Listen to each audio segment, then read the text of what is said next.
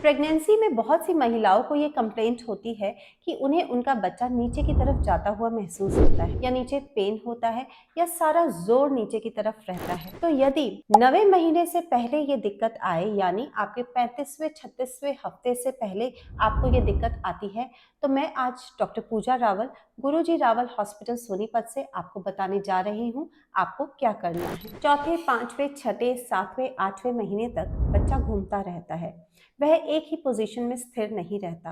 पर 9वें महीने में बच्चे का सिर नीचे की तरफ चला जाता है, बच्चे का सिर माँ की पेल्विस में चला जाता है। यह इसलिए होता है ताकि नॉर्मल डिलीवरी आराम से हो सके। पर अगर पहले से ही 5वें, छठे, 7वें महीने में या 8वें महीने में ये सिर ज़्यादा नीचे चला जाए और बच्चा अपनी एक पोजीशन ले ले, तो प्रीटर्म डिलीवरी यानी समय से पहले डिलीवरी हो सकती है। ऐसे में महिला को जल्दी से डिलीवरी के लेबर पेन्स भी उठ सकते हैं और बच्चेदानी का मुंह अगर खुल जाए तो प्रीटर्म डिलीवरी हो सकती है। अगर आपको इस समय में पेन हो रहा है या जोर नीचे आ रहा है, तो आपको क्या सावधानियां बरतनी हैं? आपने अपने गायनेकोलॉजिस्ट या डॉक्टर से कंसल्ट करना है। वो आपको चेक करेंगे और ये देखेंगे कि आपकी बच्चेदानी का मुंह यानी सर्विक्स खुल तो नहीं रही है, कोई सर्वाइकल डायलिटेशन तो नहीं हो रही है।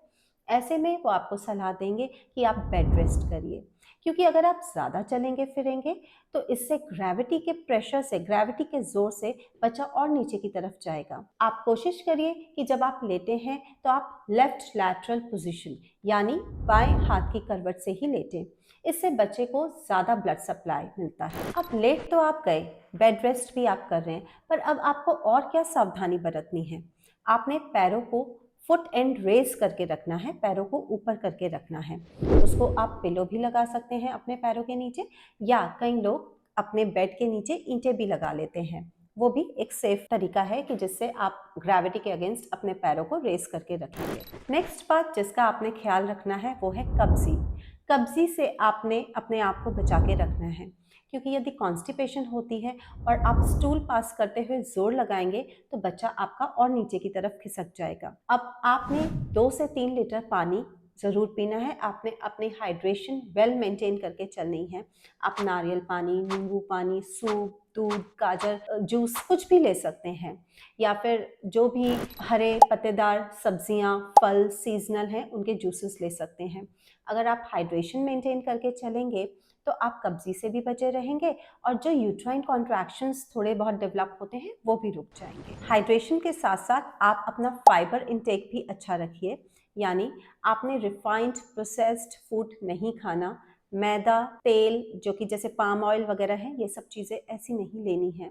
आपने मोटा अनाज जैसे कि फाइबर रिच डाइट लेनी है। मिलेट्स आप ले सकते हैं, आप इसबगोल रोज ले सकते हैं और हरे पत्तेदार सब्जियां और फल ले सकते हैं। अगर इसके बावजूद भी आपकी कब्जी ठीक नहीं हो रही तो आप डॉक्टर से कंसल्ट करिए। वो आपको लैक्सेटिव जैसे कि लैक्टिलोज वगैरह देंगे, जिससे आपका स्टूल सॉफ्ट हो जाएगा और आपको स्टूल पास करने में जोर नहीं लगाना पड़ रहा। इन सब चीज़ों के बाद एक चीज़ और आती है कि डॉक्टर आपको मेडिकेशन पे भी डाल सकते हैं। अगर आपके जो यूट्राइन कॉन्ट्रैक्शंस हैं, यानी कि जो बच्चेदानी का संकुचन कम नहीं हो रहा है, वो है टोकोलाइटिक ड्रग्स।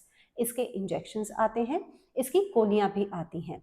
वो जैसा भी आपको जिस हिसाब से दर्द हो रहा होगा या कॉन्ट्रैक्शंस आ रहे होंगे, उस हिसाब से आपको स्टार्ट करेंगे, या तो मेडिसिन पे डालेंगे या इंजेक्टेबल्स पे डालेंगे। अब सवाल ये आता है कि आपने ऐसी सिचुएशन में क्या नहीं करना है। ऐसी सिचुएशन में आपने भारी वजन नहीं उठाना है, आपने बहुत लंबे समय तक नहीं खड़े रहना है और आपने बहुत तेज तेज नहीं चलना है, क्योंकि हम तो आपको आराम ही करने के लिए सजेशन दे रहे हैं। आप अगर एक्सरसाइजेस कर रहे हैं तो प्लीज इस टाइम में अपनी एक्सरसाइजेस करनी छोड़ दीजिए। आपने उखड़ू यानी कि स्क्वाट पोजीशन में नहीं बैठना है। प्रेफरेबली हो सके तो आप इंडियन टॉयलेट की बजाय वेस्टर्न टॉयलेट का इस्तेमाल करिए। इंडियन टॉयलेट में भी जब हम बैठते हैं तो वो स्क्वाट पोजीशन ही होती है, इससे बच्चा और नीचे जा सकता है। आपने किसी दाई या क्वैक को दिखाकर अपने बच्चे की पोजीशन ठीक नहीं करानी है। वो हाथ से आपके बच्चे को घुमाने की कोशिश करेंगे, उससे कभी कभी आपको ब्लीडिंग हो सकती है।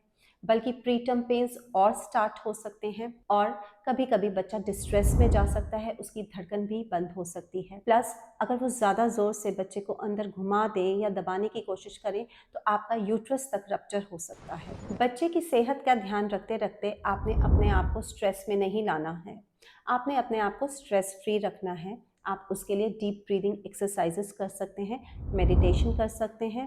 भारतीय संस्कृति में जो प्राणायाम बताते हैं वे बहुत ही अच्छा है। इससे आपको अगर अच्छा ऑक्सीजन सप्लाई मिलेगा तो नेचुरली होने वाले बच्चे के लिए भी बहुत अच्छा रहेगा, उसको भी ऑक्सीजन अच्छे से मिलेगी और उसका भी ब्लड सप्लाई अच्छा रहेगा। पर अगर आपके ये वार्निंग साइंस आप पहचान पाएंगे तो ये आपके लिए बहुत ही लाभकारी होगा। अगर आपके तेज तेज पेन उठने लगे, पानी छूट जाए या फिर हरा पानी आने लगे तो आपको अपने गायनेकोलॉजिस्ट को ज़रूर कंसल्ट करना है। तो इन्हीं चीज़ों का ध्यान रखते हुए पहली हाइड्रेशन, कॉन्स्टिपेशन को अवॉइड करना, ज़्यादा स्ट्रेनुअस वर्क या एक्सरसाइज नहीं करनी। अगर आप इन सब चीज़ों का ध्यान रखेंगे तो आप अपनी प्रेगनेंसी को और लंबा खींच सकते हैं और प्री टर्म डिलीवरी को प्रिवेंट कर सकते हैं। तो इसके साथ मैं उम्मीद करती हूँ ये जानकारी आपके लिए बहुत लाभदायक सिद्ध होगी और आप मेरे चैनल को सब्सक्राइब करेंगे, लाइक करेंगे। अगर और भी कोई रिलेटेड क्वेरीज हैं तो आप मुझसे कमेंट सेक्शन में पूछ सकते हैं। धन्यवाद।